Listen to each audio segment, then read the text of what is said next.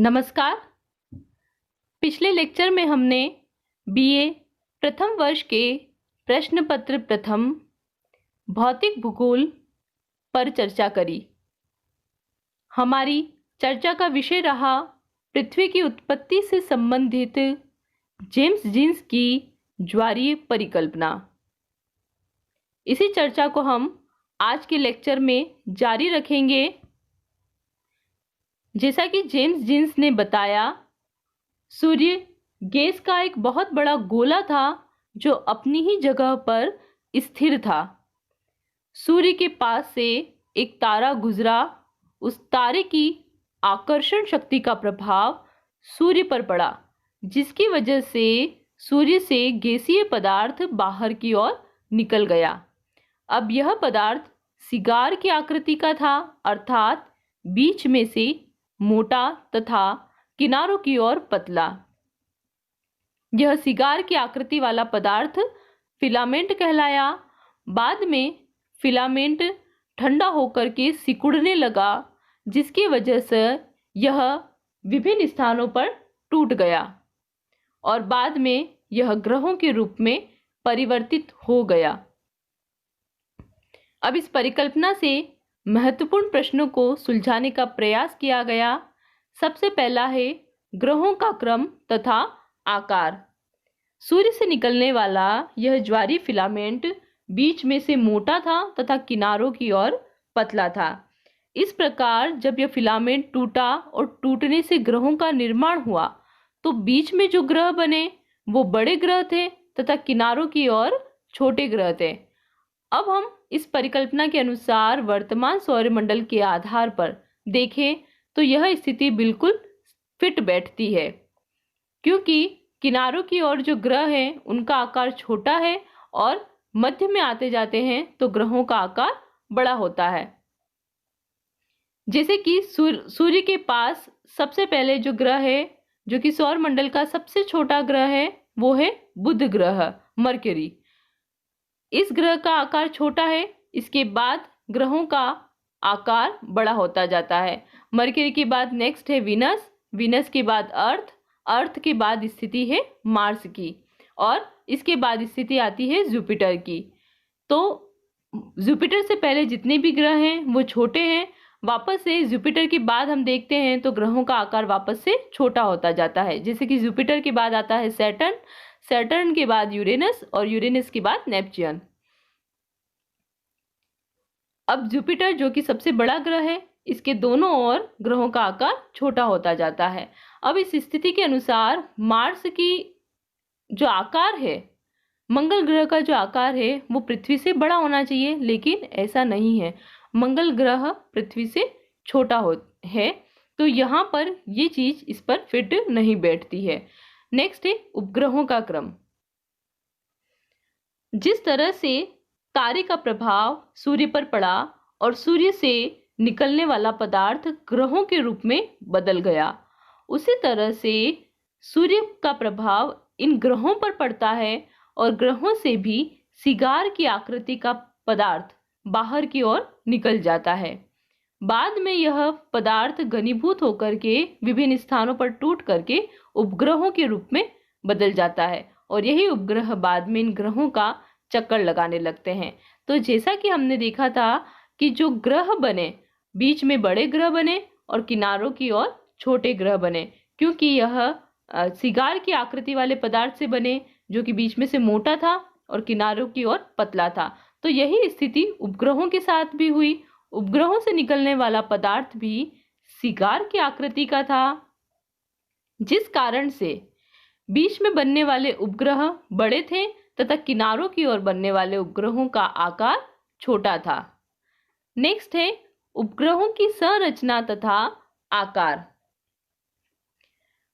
इस ज्वारीय परिकल्पना के अनुसार बड़े ग्रह ब्रह्मांड में अधिक समय तक गैस के रूप में रहे, मतलब उनको ठंडा होने में ज्यादा समय लगा, क्योंकि उनका आकार विशाल था। इस कारण बड़े ग्रह से बनने वाले उपग्रह भी ज्यादा संख्या में बने, लेकिन उनका आकार छोटा था। फिर मध्यम आकार वाले जो ग्रह थे, जो कि बड़े ग्रहों के समीप थे, इनसे बनने वाले उपग्रह कम संख्या में बने, लेकिन इनका आकार बड़ा था। और हम किनारे वाले ग्रहों की बात करें तो जो किनारे पर स्थित ग्रह थे उनका आकार छोटा था, तो उनको ठंडा होने में बहुत कम समय लगा। बहुत कम समय में ही वो ठंडे हो गए, जिसकी वजह से उनसे कोई भी उपग्रह नहीं बन सके, क्योंकि सूर्य की आकर्षण शक्ति से कोई पदार्थ बाहर की ओर निकल ही नहीं पाया। क्योंकि किनारों की ओर वाले जो ग्रह थे, जैसे कि बुध ग्रह और शुक्र ग्रह, तो इनका आकार काफी छोटा था, जिस कारण से वो बहुत जल्दी ठंडे हो गए थे। नेक्स्ट है निसृत वायव्य पदार्थ का आकार। सूर्य से निकलने वाले गैसीय पदार्थ का आकार सिगार के रूप में ही क्यों रहा?